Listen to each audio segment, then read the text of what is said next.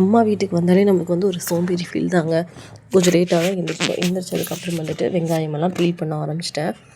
First வந்து வெங்காயம் உரிப்போம், அப்புறம் சமையல் என்னென்னு யோசிப்போம் அப்படின்னு சொல்லிட்டு அந்த வேலையில் இறங்கிட்டேன். பாப்புவும் இப்போ எந்திரிச்சிட்டாங்க. சரி, பாப்புக்கு வந்து ஃபுட் ரெடி பண்ணலாம் அப்படின்னு சொல்லிட்டு அதுதாங்க ரெடி பண்ண ஆரம்பிச்சிட்டேன்.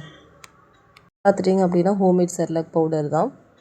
யூடியூப், இன்ஸ்டாகிராம் ரெஃபரன்ஸ் எல்லாம் பார்த்து தாங்க செஞ்சது.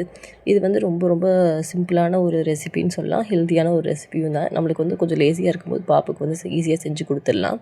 இது வந்து ஒரு ட்ராவல் ஃப்ரெண்ட்லியான ஒரு ரெசிபி தான். நம்ம வந்து எங்கேயாச்சும் போகும்போது இந்த பொடியை போட்டுட்டு சுடுதண்ணி ஊற்றி நம்ம வந்து வச்சுட்டு ஒரு 2-3 நிமிஷம், ஒரு 5 நிமிஷம் வச்சுட்டு அப்புறம் பாப்புக்கு வந்து ஊட்ட ஆரம்பிச்சிடலாங்க. ரொம்ப சிம்பிளான ஒரு ரெசிபி தான். இதில் நான் என்னென்ன ஆட் பண்ணியிருக்கேன் அப்படின்னா, அவல், பொட்டுக்கடலை, அப்புறம் நட்ஸில் வந்துட்டு பாதாம், முந்திரி, பிஸ்தா, வால்நட், அப்புறம் சீட்ஸ் வந்து நம்ம என்ன வேணால் ஆட் பண்ணிக்கலாங்க. அப்புறம் மக்கானா வந்து நான் ஆட் பண்ணியிருக்கிறேன்.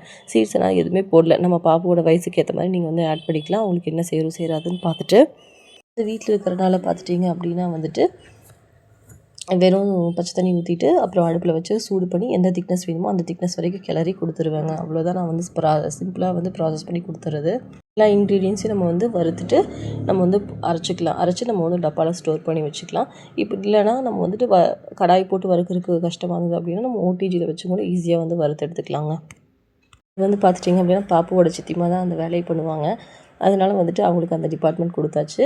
அவங்க தான் எல்லாமே வந்து ரெடி பண்ணி முடிச்சு இது மாதிரி கொடுத்துருவாங்க. அப்புறம் நம்மளுக்கு வந்து இந்த மாதிரி ப்ரிப்பேர் பண்ணி செஞ்சு கொடுக்குற வேலை தான். அப்புறம் இதெல்லாம் ப்ரிப்பேர் பண்ணிவிட்டு அப்புறம் பாப்புக்கு வந்து ஊட்டி விட ஸ்டார்ட் பண்ணியாச்சுங்க. ஊட்டி விட்டு அப்புறம் வந்து கிளப்பி பக்கத்தில் வந்து ஒரு கோயிலில் வந்துட்டு நந்தாதீபம் வந்து இறக்குறாங்க. பக்கத்தில் வந்து ஒரு பிரதிஷ்டை பண்ண ஒரு சிலை, அது படம் இது வந்து 12 நாள் முடிஞ்சுதுங்க.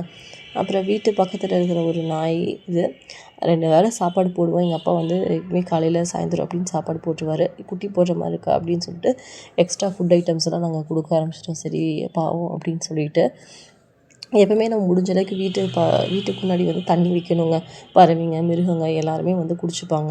இது வந்து பார்த்துட்டிங்க அப்படின்னா லட்சக்கொட்டை மரம். இதை பற்றி நான் வந்து நெக்ஸ்ட் வீடியோவில் வந்து போடுறேங்க. இதோட இன்ஃபர்மேஷன்ஸ் என்னெல்லாம் வந்து செய்யலாம் இதை வச்சு அப்படின்னு சொல்லிட்டு. Stay tuned to our channel. Thank you.